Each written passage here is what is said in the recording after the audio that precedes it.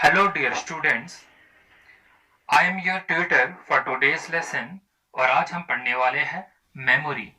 Computer awareness से next part है और इस पार्ट में हम पढ़ने वाले हैं मेमोरी के बारे में। मेमोरी को जो है स्टोरेज भी जो है वो कहा जाता है। So the computer memory it is one of the most important element in the computer system.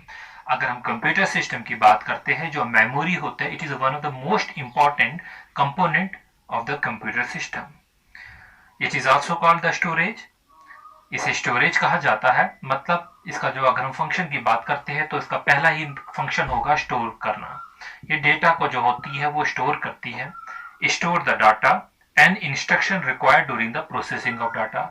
ये डेटा को स्टोर करती है, मतलब इंस्ट्रक्शंस को जो है वो स्टोर करती है, और जो भी इंस्ट्रक्शन की हमको प्रोसेसिंग के वक्त जरूरत होती है हमें वो जो है ये प्रोवाइड कर लेती है। तो इसका इंपॉर्टेंट फंक्शन क्या होगा? Store the data and instruction required during the processing of data. अब जो स्टोरेज होती है, it may be required for a limited period of time. Storage जो है हमें लिमिटेड पीरियड ऑफ टाइम के लिए भी जरूरत पड़ती है। स्टोरेज हमें इंस्टेंटली भी जरूरत पड़ती है और for an extended period of time, एक लंबे समय के लिए भी जो हमें स्टोरेज की जो है जरूरत पड़ती है। इसी की बेसिस पे जो है हमने अपनी मेमोरी को जो है दो टाइप्स में जो है वो डिवाइड किया गया है। So in general memory is classified into two categories. Number first is primary memory and the second is the secondary memory. एक मेमोरी जो है वो प्राइमरी मेमोरी होती है और दूसरी मेमोरी हमारे पास सेकेंडरी मेमोरी है।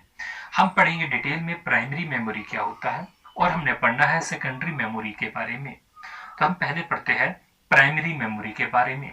प्राइमरी मेमोरी का दूसरा नाम जो होता है वो मेन मेमोरी है। प्राइमरी मेमोरी को हम मेन मेमोरी भी कहते हैं कंप्यूटर में।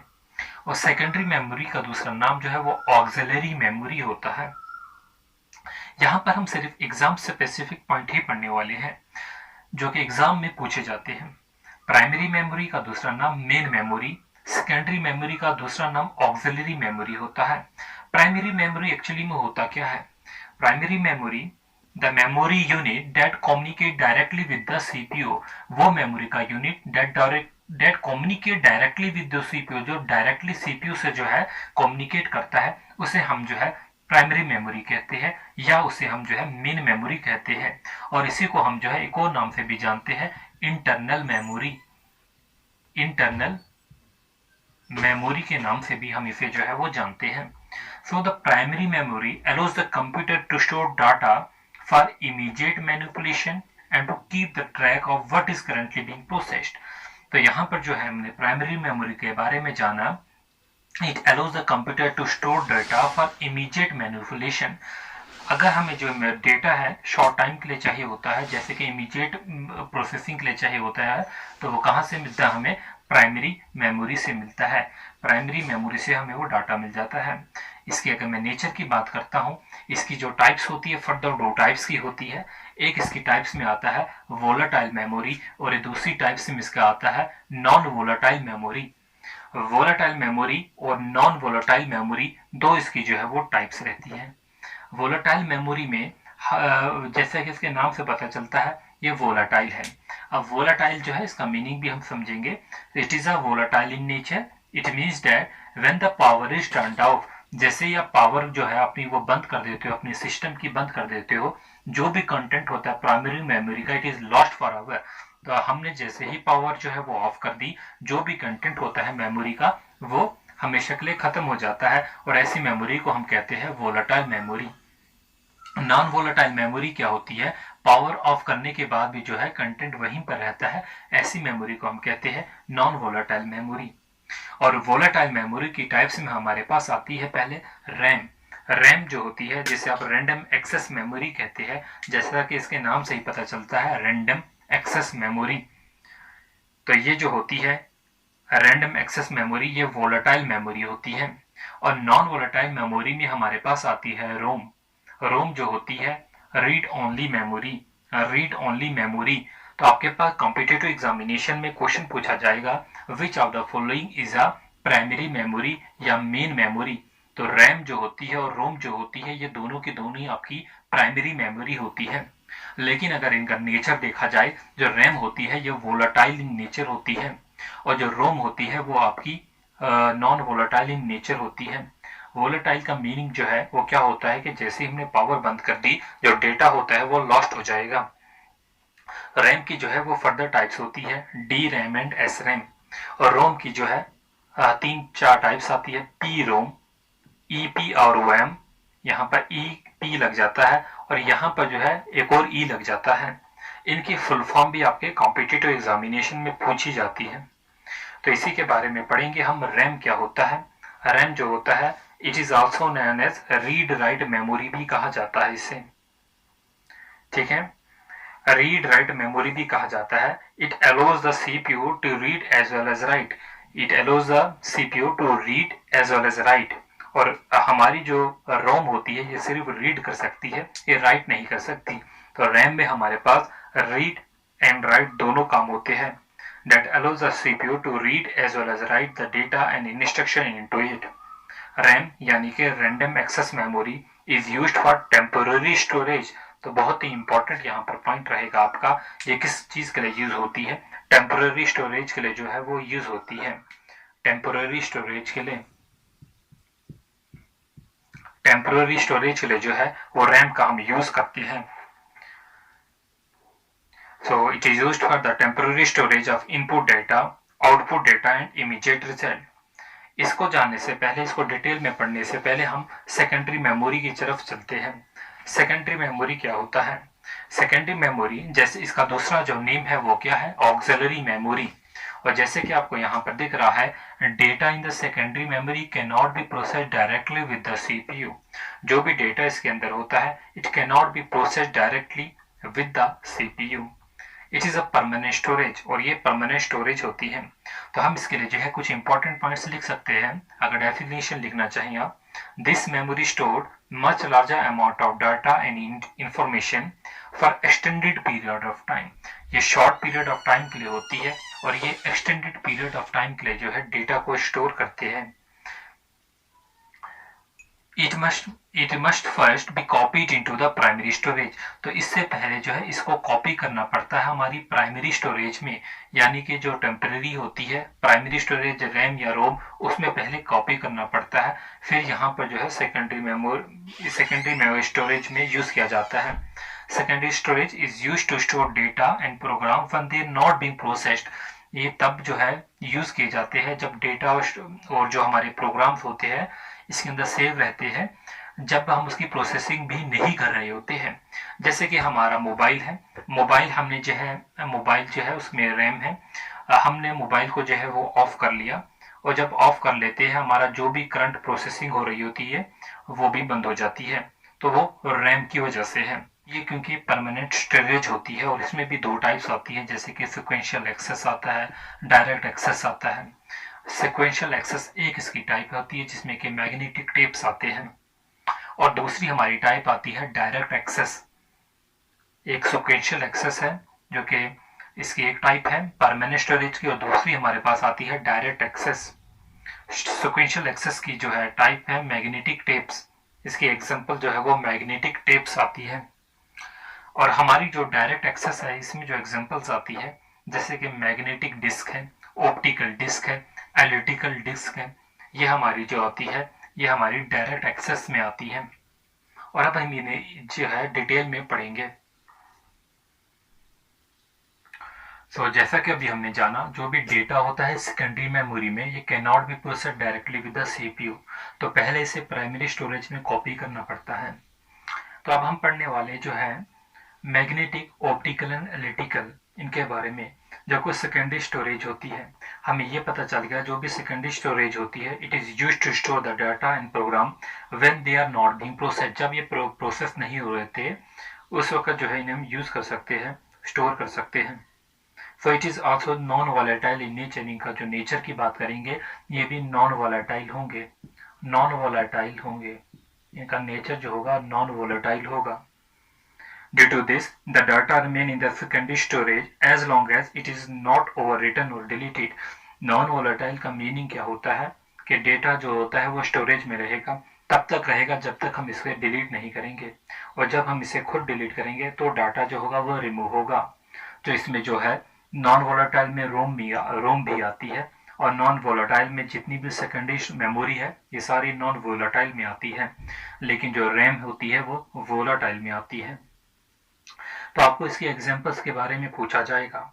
जो मैग्नेटिक स्टोरेज है या मैग्नेटिक डिस्क, इसमें हमारे पास आती है फ्लॉपी डिस्क। जो हमारी फ्लॉपी डिस्क होती है वो किसकी एग्जांपल है? सेकेंडरी स्टोरेज की एग्जांपल है। तो याद रखेंगे सेकेंडरी स्टोरेज की एग्जांपल फ्लॉपी डिस्क है। हार्ड हार्ड ड्राइव जो होती है, हार्ड डिस्क ड्राइव जो होती है, वो भी इसी की एग्जांपल है। फ्लॉपी डिस्क है भी, हार्ड डिस्क ड्राइव भी जो है वो सेकेंडरी स्टोरेज की एग्जांपल है, और सेकेंडरी स्टोरेज में डायरेक्ट एक्सेस की एग्जांपल है। कुछ बुक्स में जो है सिक्वेंशियल एक्सेस नहीं लिखा हुआ है, और सिक्वेंशियल एक्सेस ये जो मैग्नेटिक टेप्स है इसे भी जो है वो मैग्नेटिक में ही मैग्नेटिक स्टोरेज में ही डाल दिया गया है, जैसे कि अरिहंत की बुक है उसमें भी कुछ ऐसा ही किया हुआ है। नेक्स्ट हमारे पास जो है ऑप्टिकल स्टोरेज। ऑप्टिकल स्टोरेज में हमारी सीडीज आती है, डीवीडी आती है, ब्लूरे डिस्क भी इसी में आती है। नेक्स्ट हमारी रहती है इलेक्ट्रॉनिक नहीं है, इलेक्ट्रिकल है, जिसमें हमारी फ्लैश मेमोरी आती है। मेमोरी कार्ड्स जितने भी है, पेन ड्राइव जितने भी है, वो डायरेक्ट एक्सेस में आते हैं। तो आप पेन ड्राइव को आप देख सकते हैं या मेमोरी कार्ड में डाटा उसमें जो है परमानेंटली स्टोर रहता है, और तब तक स्टोर रहता है जब तक हम उस डेटा को जो है वो डिलीट ना करें या उस पर कोई भी ओवर रिटर्न ना करें, तो तब तक जो है वो स्टोर रहता है। और जो हमारी टेम्पररी मेमोरी है, इसमें जो डेटा है वो स्टोर नहीं रहता, वो वोलेटाइल होता है। तो ये जो था इनका कुछ बेसिक सा डिफरेंस था प्राइमरी और सेकेंडरी स्टोरेज का। आपके क्वेश्चन कहाँ कहाँ से बनते हैं? अभी रैम से बनेंगे क्वेश्चन आपके, रोम से क्वेश्चन आपके बनते हैं, और आपकी इन एग्जाम्पल से क्वेश्चन बनते हैं। पूछा जाएगा जो सीडी होती है, डीवीडी होती है, या ब्लू रे डिस्क जो है ये किसकी एग्जाम्पल है? तो ये ऑप्टिकल डायरेक्ट एक्सेस यानी कि सेकेंडरी स्टोरेज की जो है वो एग्जाम्पल है। हमारा पेन ड्राइव है, मेमोरी कार्ड है, ये किसकी एग्जाम्पल है? ये इलेक्ट्रिकल की एग्जाम्पल है, इलेक्ट्रिकल स्टोरेज यानी कि डायरेक्ट एक्सेस की एग्जाम्पल है। तो यहाँ पर जो है अभी हमने रैम के बारे में जो है वो पढ़ना है। रैम क्या होता है? रैम जैसे कि हमने पढ़ा, रैम की जो फुल फॉर्म होती है वो क्या होती है? रैंडम एक्सेस मेमोरी होती है। क्या होती है full form? Random access memory. Random access memory जो है रैम की फुल फॉर्म होती है। So it is also known as read write memory. इसे जो है रीड राइट मेमोरी भी कहा जाता है, रीड और राइट मेमोरी भी कहा जाता है। इसका नेचर अगर हम देखेंगे तो ये क्या होती है? वोलाटाइल होती है, मतलब ये टेम्पोररी स्टोरेज है, टेम्पोररी स्टोरेज है। So there are two categories of RAM. RAM की दो कैटेगरीज होती है, एक जो होती है वो डी रैम है और दूसरी जो है एस रैम है। डी रैम यानी कि dynamic RAM, dynamic RAM. D का मतलब डायनामिक रैम और एस का मतलब जो होता है वो स्टैटिक रैम। डी से डायनामिक रैम और एस से static RAM. D RAM and S RAM, dynamic RAM and static RAM. तो यहां से आपके क्वेश्चन भी बनेंगे। डायनामिक रैम होता क्या है? It is made up of memory cells where each cell is composed of one capacitor and one transistor. ये बने होते हैं किन मेमोरी सेल्स के? वो मेमोरी सेल, जैसे कि आप पहले तो ये याद रख लीजिए इनका डिफरेंस, यहाँ पर जो है डिफरेंस समझ जाएंगे आप आराम से। रिफ्रेशिंग मेमोरी होती है, डी रैम होती जो है वो रिफ्रेशिंग मेमोरी होती है, और एस रैम जो होती है वो नॉन रिफ्रेशिंग मेमोरी होती है। डी रैम जो होती है वो स्लोअर होती है, और एस रैम जो होती है इसकी स्पीड जो होती है वो फास्टर होती है। डी रैम लेस एक्सपेंसिव होती है, एस रैम जो होती है वो एक्सपेंसिव होती है। यहाँ पर कैपेसिटर बेस्ड होते हैं और ये फ्लिप फ्लॉप बेस्ड होते हैं। डी रैम जो है हमारे लैपटॉप्स, हमारी जो भी डिवाइसेस होती है, मोबाइल है, ये है, इनमें जो है डी रैम का यूज़ किया जाता है।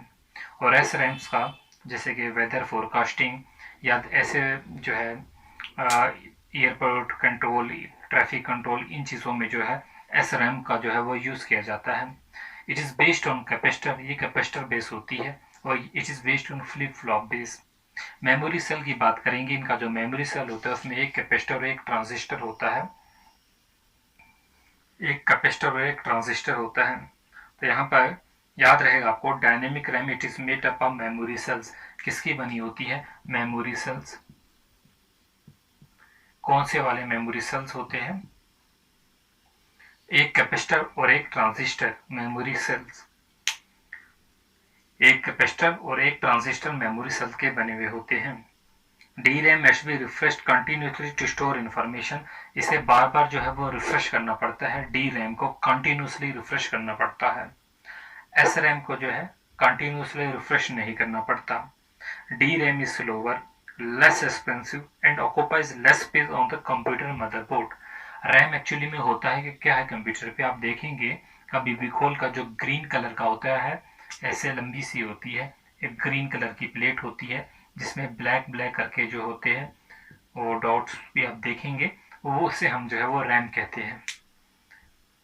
उसे हम जो है वो रैम कहते हैं। सो जो मदरबोर्ड पे जो है डी रैम जो होती है वो लेस स्पेस लेती है कंप्यूटर के मदरबोर्ड पर। स्टैटिक रैम की बात करते हैं। It retains the data as long as power is provided to the memory chip. तब तक ये डेटा को रिटेन करती है जब तक उसको जो है वो पावर जो है प्रोवाइड की जाती है। नो नीड टू रिफ्रेश, इसे जो है नॉन रिफ्रेशिंग मेमोरी होती है, इसे हम बार बार रिफ्रेश करने की जरूरत नहीं पड़ती। फास्टर होती है, एक्सपेंसिव होती है, फ्लिप फ्लॉप बेस है। मेमोरी सेल की बात करेंगे तो इसमें 6 ट्रांजिस्टर लगे होते हैं। तो मेमोरी सेल की अगर हम बात करते हैं, इसमें 6 ट्रांजिस्टर लगे होते हैं स्टैटिक रैम में, और कोई भी कैपेसिटर नहीं लगा होता। कैपेसिटर बेस नहीं होती है, कैपेसिटर नहीं होती, लेकिन 6 ट्रांजिस्टर इसमें लगे होते हैं। It needs not be refresh periodically, इसे बार बार रिफ्रेश करने की जरूरत नहीं होती। SRAM यूजेस मल्टीपल ट्रांजिस्टर, बहुत ज्यादा ट्रांजिस्टर यूज करते हैं, जनरली 6 इन नंबर्स जो है यूज किए जाते हैं। SRAM is often used as a cache memory. SRAM को जो है एज अ कैशे मेमोरी भी जो है यूज किया जाता है। क्यों किया जाता है? क्योंकि इनकी जो स्पीड होती है बहुत ज्यादा होती है, फास्टर स्पीड होती है, और SRAM जो होती है ये ज्यादा एक्सपेंसिव होती है देन द DRAM। तो यहाँ पर हमने कुछ जो है वो इसके इम्पोर्टेंट जो है वो पॉइंट्स देखे। अभी हम और इम्पोर्टेंट पॉइंट्स देखेंगे। SRAM जो होती है वो कमर्शियली जो है, SRAM जो है कमर्शियली यूज की गई है 1965 में। इस बन तो गई थी 1960 में ही, बट इसको कमर्शियली यूज जो किया है 1965 में किया है। और फर्स्ट यूज्ड बाय किसने किया, किस कंपनी ने? IBM। और किस सिस्टम में यूज किया था? उस सिस्टम का नाम था सिस्टम 360। DRAM की मैं अगर बात करता हूँ, DRAM used by the Toshiba. Toshiba ने जो है, तोशिबा जो कंपनी है, इन्होंने सबसे पहले DRAM को जो है वो यूज किया था इन टॉस्कल BC1411। तो टॉस्कल BC कुछ ऐसे ही नाम था, 1411।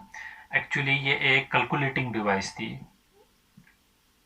कैलकुलेटिंग जो है वो डिवाइस था, उसमें जो है इसे यूज किया गया था DRAM को। तो नेक्स्ट हमारे पास आता है रोम। रोम के बारे में पढ़ेंगे। रोम जो होता है रीड ओनली मेमोरी। तो नाम क्या है? रोम रीड ओनली मेमोरी। इसका मीनिंग क्या है? इसमें सिर्फ रीड की कैपेबिलिटी होती है और राइटिंग की कैपेबिलिटी नहीं होती। It is a non volatile memory, और नॉन वोलेटाइल मेमोरी है। So it is also known as non volatile memory. और नॉन वोलेटाइल मेमोरी का मतलब permanent storage, permanent storage. It does not lose content, अपना content जो है वो lose नहीं करता। It does not lose its content when the power is switch off. जैसे हम स्विच ऑफ करते हैं, अपना कंटेंट जो भी होता है वो लूज नहीं करता। रोम जो होता है खाली रीड कैपेबिलिटी होती है और इसकी नो राइटिंग कैपेबिलिटी होती है। ROM can have data in instruction return to it only one time. याद रहना चाहिए, सिर्फ एक ही टाइम में जो है हम इस पे डेटा जो है इंस्ट्रक्शन हम इसे दे सकते हैं, ओनली वन टाइम। उसके बाद जो है री रिटर्न नहीं कर सकते हम रोम को। Once a ROM chip is programmed, जैसे एक बार जो है रोम की चिप जो है वो उसमें प्रोग्रामिंग की जाती है, एट द टाइम ऑफ, वो जो प्रोग्रामिंग होती है at the time of manufacturing बनते वक्त ही की जाती है। इट कैन नॉट बी रीप्रोग्राम्ड और री रिटर्न, मतलब हम इसे जो है रीप्रोग्राम्ड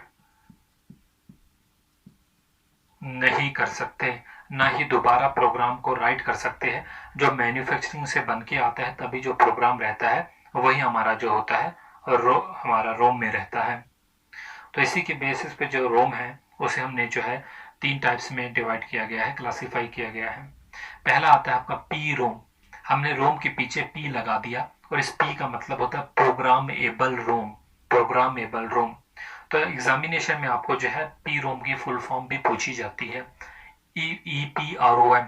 अब पी के पीछे हमने एक और ई लगा दिया, इरेजेबल प्रोग्रामेबल रोम। इस ई की भी फुल फॉर्म पूछी जाती है। और उसके पीछे हमने एक और ई लगा दिया, तो यहाँ पर एलिटिकली इरेजेबल प्रोग्रामेबल रोम।